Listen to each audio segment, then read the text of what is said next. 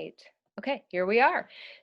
I'm Annie Tulkin, and I'm joined here today by Denise McLinden, and we're going to have a conversation about the support we provided and how we collaborated to work with a student that we were working with. And just a little background about me before I introduce Denise. So, I'm the founder and director of Accessible College. I provide college transition support for students with physical disabilities and health conditions. In my background, I come from the disability support world. I was the associate director of the Academic Resource Center, which is the disability support office at Georgetown University for about 6 years. And that's where I started to see a number of students who had different types of disabilities and health conditions who didn't really understand what types of accommodations they could receive in college. And I thought that starting Accessible College could be a great way to help students who were still in high school during that transition period. And so I'm going to hand it over to Denise and let her talk about her practice. Denise? Hi, so yes, I'm Denise McLinden, and my practice is called Alliance Coaching, Alliance College Coaching. And I am a former high school, middle school, junior high, whichever, every single configuration thereof, with way too many years of experience to mention. I always do the 30 plus or 20 plus thing. I don't do the exact number. But I have an undergraduate from Mundelein College in Chicago in English, and a master's from Northeastern Illinois University in counselor education in Chicago, and then many postgraduate hours after that. But I was a college advisor as well, not just K through 12 experience, but I was a college advisor right out of the gate when I started my journey after my master's, and then have done all the high school configurations as well. So that's my preparation. My practice is simply college coaching. I don't bring in the ancillary, and I don't consider it ancillary, but the very important part, as well as Annie does, of how to seek special services and how it changes between high school and college. But I try to fill in those gaps, and I'm very grateful to have Annie as a collaborator so that I can learn more and do better at that. So, and yes, we had a common student. We didn't know each other before the common student, so it was pretty exciting. And we collaborated, and I think we helped her a lot. Yeah. And so for me, like in my practice, I work a lot with other college consultants or, independent education consultants, because that's where I find most of my clients, quite frankly. And so the other thing that we should mention so that people know is I'm in Maryland, and I work nationally. And Denise, you're in Ohio, right? Right. And students also in Ohio. Right. But So actually, yeah, that's yeah, interesting because, the connection then got even better because we found out all the other people that we know in the meantime. So it's pretty yes. exciting. And it turns out Denise and I grew up pretty much in the same neighborhood in Chicago. Yep, So yep, it all yep, came full circle. Um, totally. and I guess it'll be interesting for people to know like how we got connected. So I was thinking back to the student's mom actually reached out to me because she had connected with another college consultant who was in Florida, who had seen something that I posted about the transition support services that I offer for students. And we should also say that the student that we worked with jointly is visually impaired, and she has a progressive disorder which is causing her to slowly lose her vision over time. So she had one level of vision, and as time goes by, it gets more and more challenging for her to see. She's legally blind. And so I guess, Denise, do you remember how you got in touch with the student and with the family, or what that process was like?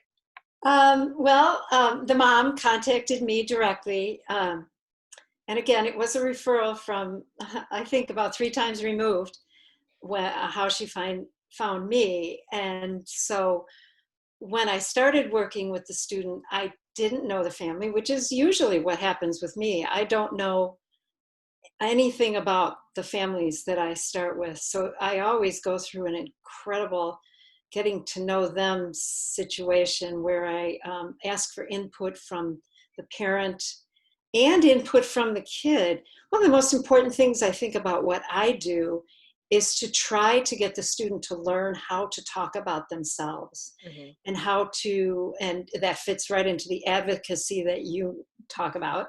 But that if they're not advocates for themselves and they haven't found their voices yet, I often develop that voice with them. And Hmm. that it's incredibly important, because I think when I start with students, I can start with students as early as 8th grade, although it's usually freshman or sophomore year that family will hire me to take their child through to college admission.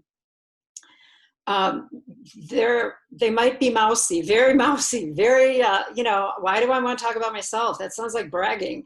But I try to bring that out in them and try to hone it and make it a very big part of the college search process. So that's pretty exciting. Knowing nothing about somebody and then getting to the point where you pretty much know them very, very, very well. So that's the most rewarding part of what I do. Yeah. And honing in on like that message, something that I think like maybe a lot of families don't realize, especially if their student has an invisible disability. Um, Hmm. there's a big difference in high school, between high school and college, in terms of the laws that govern the accommodations process and Right, how those accommodations are given in both of those contexts. So, for example, your student might have a 504 plan or an academic plan in their high school, or even an IEP. Just kind of depends on the school district and the right, circumstances and the type of disability. So, typically, students with health conditions, so things like Crohn's disease or a migraine disorder or POTS, have a 504 plan.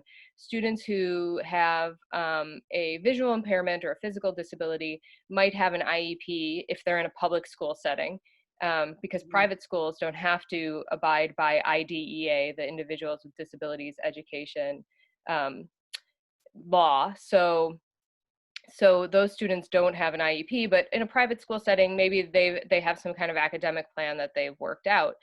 What's really significant, though, is that once the student transitions to college, the student has to be able to advocate for themselves. They have to go in and make that request for accommodations. They have to be able to talk about what their needs are, and they have to know what their needs are, and they have to know how to talk about their disability.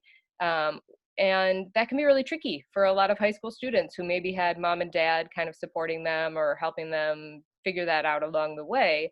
And so it sounds like a lot of what you do is help students get their voice. And it's also a lot of what I do too, in terms of thinking about how they're talking about their needs and how they're talking about their disability, and also knowing what they have to share and what they don't have to yeah. share. That's a big part of what I do Right. with students as well. And I did that over and over again in the high school setting, because if I had a student from freshman year through senior year, I started to invite my students to their IEPs or their 504s and ask them to start that voice, because they didn't want to be anywhere near those meetings. Hmm. And to tell you the truth, the development during high school is just gargantuan. So it helped them to understand what a transition plan is and what it means to have those special needs, and then how to speak about them and how to say what they need. So yeah, building that advocacy was incredibly important when I was in my high school days. But as I do this college coaching, it's even more important for me to develop those executive functioning skills very early on, as early as I can help the student to get after those. Right, because those are the skills that are really going to carry them even beyond college and into adulthood, Right, right? And right. that is our ultimate goal, to have Exactly. them be functioning Exactly. members of society. So in fact, yeah, I used to say that a lot. It's still true. My job is to plan them out of my job, get them to a point where they don't have to keep calling me and asking questions, but they know how to get the answers and how to advocate for themselves. So it's very exciting in that way, because that helps them develop their voice in a big way. So, Right. And then mhm. in terms of how we got connected, the mom kind of connected both of us. So she had Right, independently found you, she independently found me, right, and then she connected us via email. And then right, you and I had a conversation on the phone just about how the practice works, and we'll talk about right, kind of like how you guide through students through that college selection process and right, application process. And we'll talk about the work that I did with this student as well to get her prepared to go on her college tours and work Right. on her accommodations. But you and I also signed a waiver agreement between ourselves, which I think is really important too, so that we could share information, because a lot of people don't think about that. Right. Because we are working with a student and it is confidential information that might be involved. And so we Right. signed a waiver agreement so that we could all share information amongst ourselves. And a lot Exactly. of times too, when you were working, you would share something about like the college list Mm, or what, where she was looking. And then I would right. share some information about these are the types of questions that, she's going to be asking and things like that. Right. But how when you got connected to me, tell me, what was that like for you? Were you like, "Who is this person?" Yeah, it was like that. Yeah. And well, I guess just because you put yourself out there when you own a business and you just, many people come knocking on your door and try to or say you need something when you really don't need Yes. it. And if I needed it, I would find it. But I find that your niche of how to help students get get the best accessibility in college is crucial, and it's not talked about enough. So I was thrilled once I met you and see how easy it is to talk with you for too long. Way too long, we can get carried away because we had so much fun talking. But yeah, you just took actually a weight off my mind as a college consultant, because I I think I do a very good job because I have that high school background and I had to help kids do it all the time, and I tried to teach them the difference between high school and college all the way through. But what you do is so specific and helped me open a whole new world of questions for my future clients Mhm. to augment what I already do. And it's really, I think, like for me, the process is super interesting because I know that I'm not the right person to find the best academic fit for someone. I feel like college consultants, college counselors are much better equipped for that thing. And kind of where I come in is bringing in the knowledge about the disability supports, Right, the accommodations, the questions that students should be asking. So it's kind of like complementary, supplementary, right, where we work kind of in unity and in tandem too. So it's right. like we're both working towards getting the student the best college fit, so that's a Yeah, that's a big piece of that. it um is like the wheel. We connected the gears. We were the two gears for this student, and we had a blast working together with the family. So it was yeah, yeah, they were pretty great. sweet. Pretty sweet. Do you want to talk about, well, first we could also talk about like the student had a great outcome. So Yes, yeah. that's good.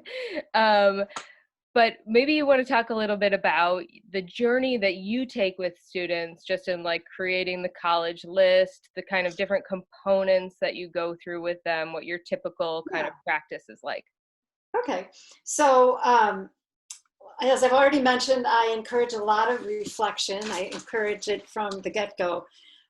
Reflection on what their goals are and what is their comfort level with large groups versus small groups, with being in front of people, with being uh, experienced in speaking in a class and not shying away from those things. What are the activities that they've done?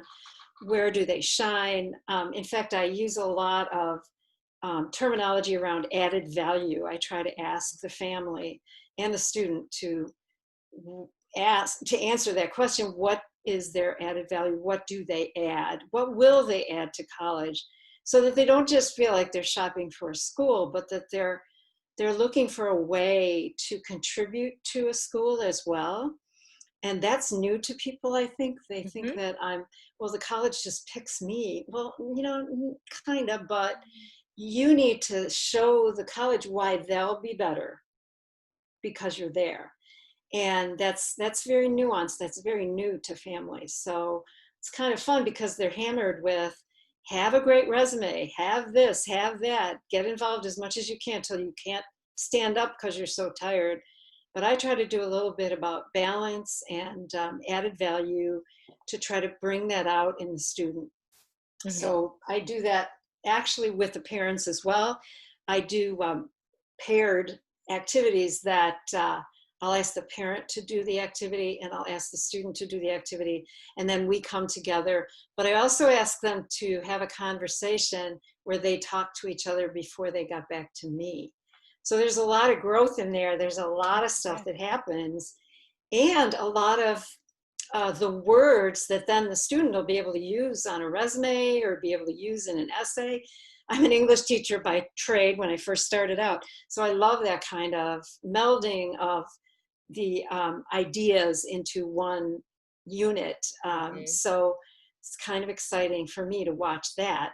And I facilitate that big time. And I don't think, I'm not sure that kids or parents think that, well, I know that a high school counselor can't do that. A high school counselor um, can spend probably, I think I saw some statistics, about 15 minutes with each college search um, for every one of their 600 and some students. Mhm. So for me, it's so fun to personalize it and to walk them through these activities and then come up with a product basically that they can put on an application. Mhm. I work a lot on time management, executive functioning, as I think I already mentioned. They set their own deadlines. I do not set deadlines. Once they've come up with a list, in fact, it's interesting. I don't make their list.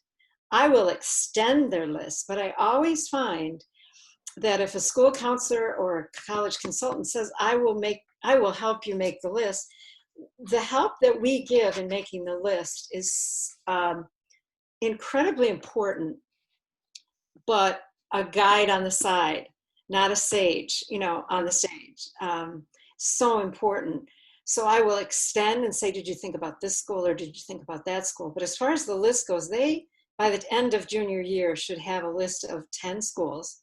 So we've worked on that over those first few years, or if I get them as a junior and only work with them as a junior and a senior, we hone that list. So my questioning will help them narrow that list so that they're, and actually 10 is good, 10 is fine. There are many kids that will apply to at least 10 schools, but they can also get it down to 6 to 8 by the time they're actually filling out the Well, applications. So and it's a huge process. along a quick question though, like, and along those lines, like, as you were working with this specific student and Yeah, like kind of bringing in the student's visual impairment into this like whole process, right? So you're talking about like the student developing their voice and the student developing the college list. Where at at what point, or did it come up, did like the visual impairment come up during this process, and like how did you guys kind of parse through or work through those pieces of thinking about like would this school be great for someone with a visual impairment, or was that like a part of the conversation or? oh, definitely. This particular student, and I do a great deal of essay work with all of my students, but this particular student wanted to talk about her visual impairment. It's incredibly difficult to not talk about it and to exist in this world. So her angle on how that has affected her life, so important in her college search. So it was a gorgeous piece of the whole development of me working with her. She, like you said, I think some kids have almost an invisible disability. Mhm. You can't do that with a visual impairment like you can for some other impairments that Mhm. the kids take into college. So I was blessed, to tell you the truth, that she wanted to talk about it, and she wanted to meet it and figure out how she's going to use it in making it in the world rather than hiding it. And that's just absolutely gorgeous. And I didn't have to work on that. That was already there. That was already part of her. Mhm.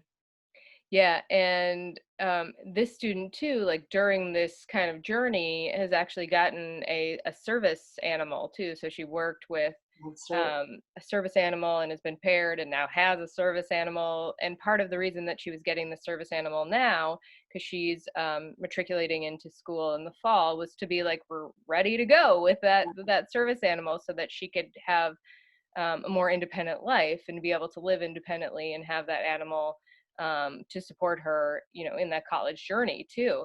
Right. Um, And the timing of that is largely because the mom is forward thinking. I got to compliment the mom and say, she had it all together in looking for all these services for her daughter. So that had a lot to do with smoothing out that journey, and the timing of it, so that it would happen in her senior year rather than it would start in the summer between high school and college. That would have been very difficult. But to get acclimated, to get all the wrinkles out, it was perfect timing. And again, back to that advocacy thing, this is my life now. This is how I'm going to be. So I need to talk about it, and I need to use my voice and get out there.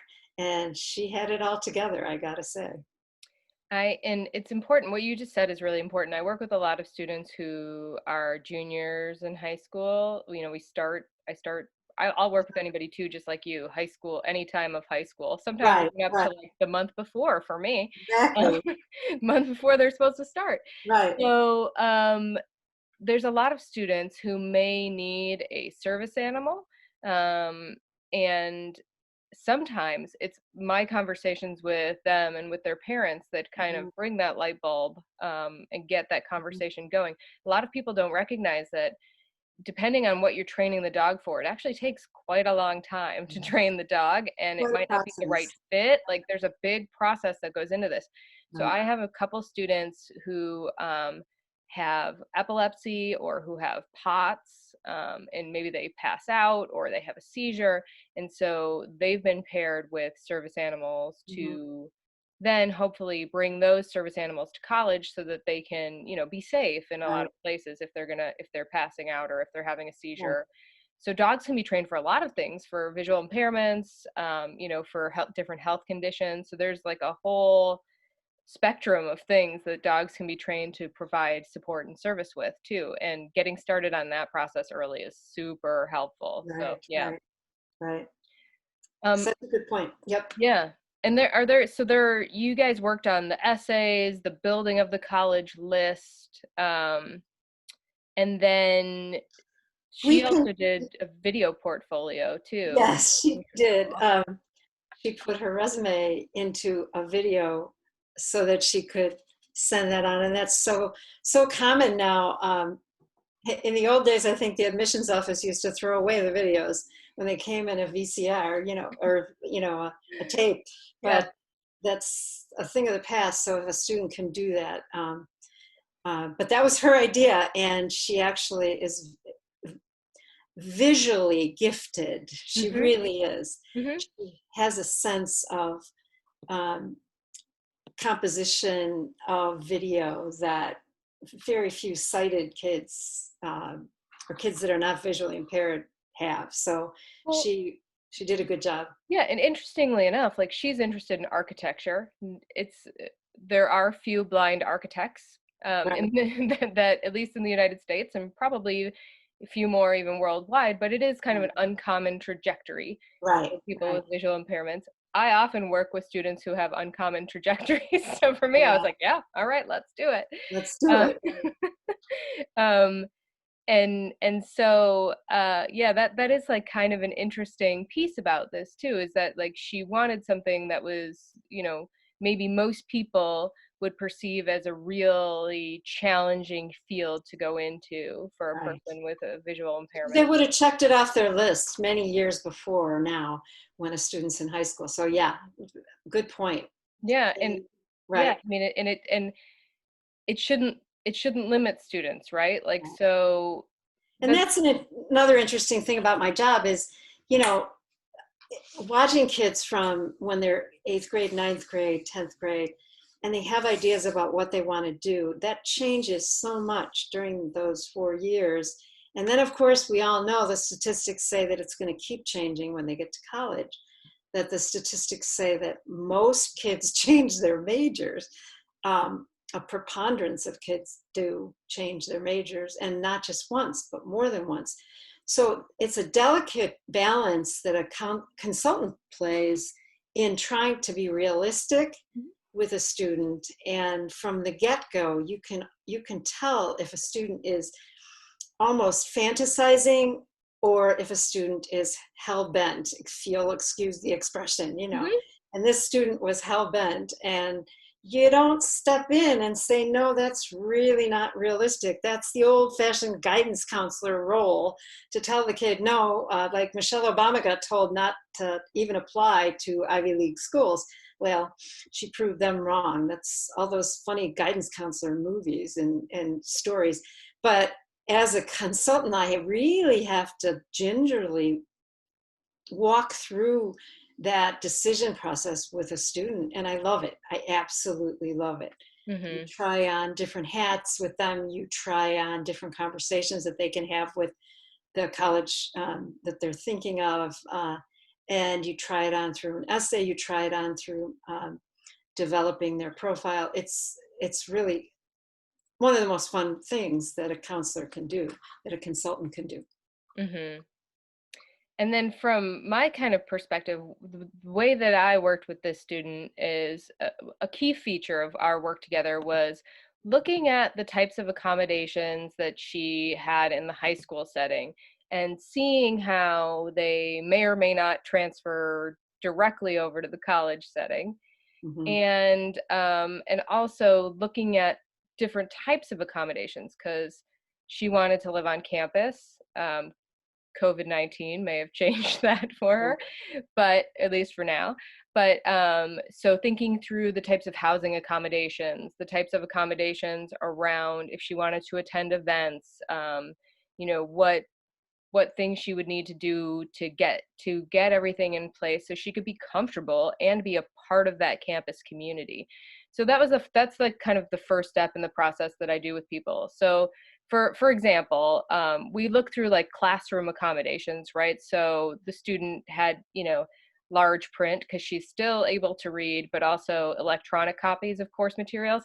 And fun fact about colleges, and high schools too, quite frankly, um, electronic copies of course materials can sometimes be tricky for professors, because if they don't have a PDF that is OCR enabled, so optimal character recognition, then a screen reader can't read it. It is the role of the school and the responsibility of the school and of the university to provide things, electronic copies, that are screen reader enabled. That is what they are supposed to do. Now, that does not always happen. And so part of my conversations with the student too, we're figuring out, if this doesn't happen, how are you going to have conversations with these professors, with the disability support office, so that you're getting what you need and not just accepting that, I just didn't get it, I'll just have to wait for it, or whatever. And that's really tricky because quite frankly for a lot of students it's exhausting. They're having to re-advocate over and over and over again. I would say that professors now are finally getting the hang of it, and quite frankly there have been so many lawsuits, and there's one happening currently right now, Mhm. um, where the college like wasn't providing, the materials that they were providing to the rest of the students in an accessible format. It also becomes really tricky with like PowerPoints and things like that. So there's a lot of education that needs to be happening for teachers and for professors so that they're actually creating things that are accessible to all students. And that's really, really challenging. Mhm. So we went through the kind of like classroom accommodations, laptop and iPad. All that can be a really tricky accommodation too, because when you're in college, the professor might say laptops are not allowed. Right. The caveat there is if you have an accommodation for a laptop, you are then able to have your laptop or your iPad. You might be the only person in the room who has that, and it might get some questions or some looks. So you have to be able to navigate that. Um, and that can be tricky for some students. Some students are more comfortable and some students are less comfortable. And then thinking about the testing accommodations too. So, needing extended time, needing a computer to take exams on a computer so that the student could enlarge things, access to a magnifier or CCTV, maybe a scribe if they have to write something down and it's in like a specific tiny little section. So there's some other things that we thought through in terms of the types of accommodations that she's going to request. Um, One thing that a lot of students with visual impairments, ask for sometimes, is orientation and mobility training. And some schools will offer it and provide it, other schools won't. But there are a ton of blind organizations in most major cities who can also do O&M, or like can connect the student with some people who do orientation and mobility. The reason that's important, if somebody's using a cane on a new campus, or they're using a service animal to get around, it's helpful to have someone guide you through what your typical areas are going to be like, so that you feel comfortable getting around there. Um, so we talked about those things. We talked about housing, the service animal component too. Students are allowed to have service animals in their housing, in their classrooms. Service animals can go anywhere. For those of you who don't know, who are watching this, there's only two questions you can ask a person with a service animal: is that a service animal? And if they say yes, then the second question is, what service does it perform? And that's it. That's all anybody's allowed to ask. But then we also talked about kind of like the more uncommon things. If there was an emergency evacuation, she might want to request to live on a lower floor so that she has less stairs to navigate when she's getting out. That's a housing accommodation. And tactile strips to put on the steps. So if she does have to go down some steps, if she decides to live in an area that has maybe it has an elevator usually, but in emergency situation, you're taking the stairs, she could actually feel the tactile strips, or see the reflectors or whatever. But a lot of times, you'll notice this now when you're walking down a set of stairs in an office building, they're painted monochromatically. So the walls match the stairs. So it's all gray usually, or it's all like light white. And for a lot of students who have visual impairments, it's hard to distinguish what's a stair and what's a step and what's not. And so when I was working at Georgetown, I actually had a student who said, I'm having a really hard time with this. And so we talked about it, we engaged in the interactive process, and we thought, oh, what if we put in like these strips so that you can, you could feel it and you could see it. And it was like, ta-da. But you want to make sure as the student, if your student's looking at a school, that disability support office is going to have these conversations with them, engage with them to help figure out, what can we do? You don't want your student going to a school where the disability support office just says no right off the bat, or we're not going to do that. That's just my personal opinion, is that it's important for students to interview the disability support office people too, because those are the people who are going to advocate for you or not. And you want to know that you have people who are going to be supportive of you, who are going to work with you to figure it out, even if it's not the outcome that the student wants or is asking for immediately. You want to know that it's a partnership and that somebody's going to be working with you to try and figure out how to make it work. So she and I actually went through and came up with a bunch of questions for the disability support office that she could take these on her tours. One of those questions was, do you have any other students who are blind or visually impaired? And students with any disability, you can always ask that question. Insert your health condition, insert your disability, ask that question, and then ask if the disability support office will connect you with one or two of those students, so that you can ask questions about what it's like to be a blind student on that campus. Usually the way that works is the people in the disability support office would reach out to the current students and say, hey, we have a potential student, would you mind just chatting with them, or exchanging emails? And they'll say yes or no. It's not a huge lift for anyone. Right. And then the other thing is the process for getting books digitized. This is something that people without visual impairments don't have to worry about, but for someone who is visually impaired, the disability support office or the library, depending on the school, might have a process where they can digitize the book, meaning that they take a physical copy of the book, they cut it, and then they scan it in a high-speed scanner. So it depends on the school. Some of them have that service like on site. They can do that. Large state schools usually have a whole like tech, assistive technology and tech center that is dedicated to doing that.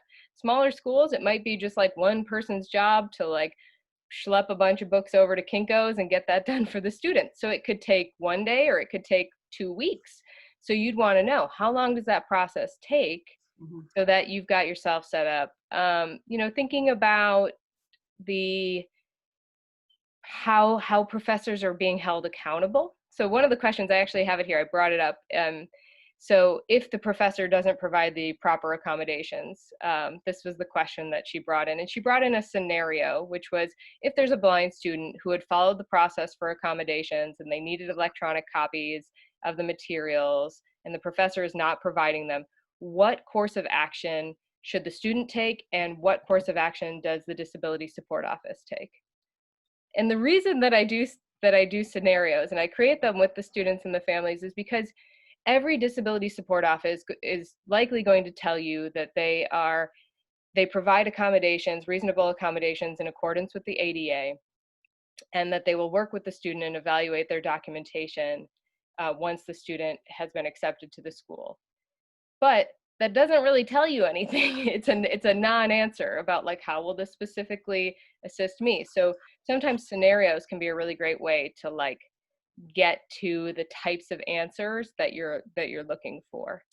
And Annie, just to tag on to that, the coolest thing about using you as a consultant for me is almost like adding a whole new brain part, adding a whole new part that would think through those questions and equip the family with those questions. You're thinking for them, and that it's just a gorgeous way to feel powerful and to get that voice and to be able to get their head around what they're going to have to be up against when they get to college and how to get around it and how to best deal with it, because it's a life lesson that you don't want them to learn in college. You want them to be equipped so that they know how to ask the questions beforehand so that they'll know what to do if things don't go perfectly. Yeah, I mean, and that's part of the trickiest piece too. It's like what I think what we do, Denise, is we're helping the student put tools in their toolbox, right? So Right. that if something breaks down, then they can open up that toolbox and figure out who do I need to talk to? What tool do I need to use? How do I need to get to that person? And that's a big piece of this process. And a lot of times, since I do this with a lot of students and we come up with questions for the disability support office, they'll visit a couple and they'll know right away like, oh, after I talked to those two and then I talked to this one and this one gave me Yeah. answers that just felt unsupportive and not on track with what I Yeah. would want. In fact, this family that we worked with together, they took schools off of their list, their major list, just because of their experience with the Disability Support Office. So it's so crucial to have that piece before they even apply. Yep. Uh, or waiting for acceptance. You don't want to wait for acceptance for a place that you just can't even get your head around, the disability support office. They're not going to be there for you. So no, forget them. It's a gatekeeper type situation, not a open armed kind of situation. So that helped us an awful lot take places off the college list. So that was a beautiful addition to what I could offer. Yeah. And so a lot of people don't know this too, but the Disability Support Office typically has a part in all of the accommodations on campus. So the housing process, if a student has a dietary need, there's probably a component where the Disability Support Office is working with the dining services. Everything that a student would request in terms of an accommodation usually goes through the Disability Support Office. So even the housing pieces, which happen well before school even starts. So I'm working with a lot of students now. It's June. Most of them are due like now because they're doing housing selection now for fall, and thinking through their housing needs. And for this student, she's going to have the service animal. She also wants to have a roommate, and which is typical. I mean, a lot of people want to have a roommate. A lot of people don't want to have a roommate too, Yeah. but this student does. And so one of the questions that I had her ask was, are there students who have either emotional support animals or service animals on campus that also have roommates? And is there a disclosure process for your roommate? Does your roommate have to sign like an agreement to be like, yes, I'll live in a room with a person with a roommate? And I mean, you may or may not be interested in the inner workings of university life, but it's all about like liability, right? And who Yeah. might, come at the university and say, this is not what I wanted. So right, it's great to ask those types of questions because, it could be impactful for you, and it could just help you figure out, do I want to go to school here or do I not? right, Or like if they don't have a process, that's totally fine. But then you'd want the next thing they say is like, you know what? Like we don't have a process that really addresses that, but we'll work with you and we'll figure out like what do we need to do to make it work so that it's a smooth transition for you. But I right, mean, for me, like that's sometimes they don't have all the answers. They might not have blind students. They might not have had a student who uses a wheelchair or who has a specific condition. But you want to make sure that the people in that office are going to work with you to figure out how to make it work for you. Um, so that's really, really important. So it sounds like, your college list and your process kind of coupled with my questions and the work that I did with this student helped her get to this amazing outcome. right, right, So she's going to start college in the fall at a school that is a really good fit for her. So so it all worked out in the end, and she'll get to study architecture just like she wanted. Um, right, so right, that's really, really positive. right. Exactly, exactly. So it was very satisfying to give that extra part of the brain to us that you add. So really appreciated that. That's so nice. Yeah, and so I'm glad that we could have this conversation today. I think it's really, it'll be really helpful for families. It'll be really helpful for other um, independent consultants to kind of see the collaboration that we've done together. So I'm grateful for that. And I will also make sure that your link and information are down in the box so that people can find you and people can find me. So thanks, Denise. Thank you, Annie. It was really fun talking together and working together. Thanks.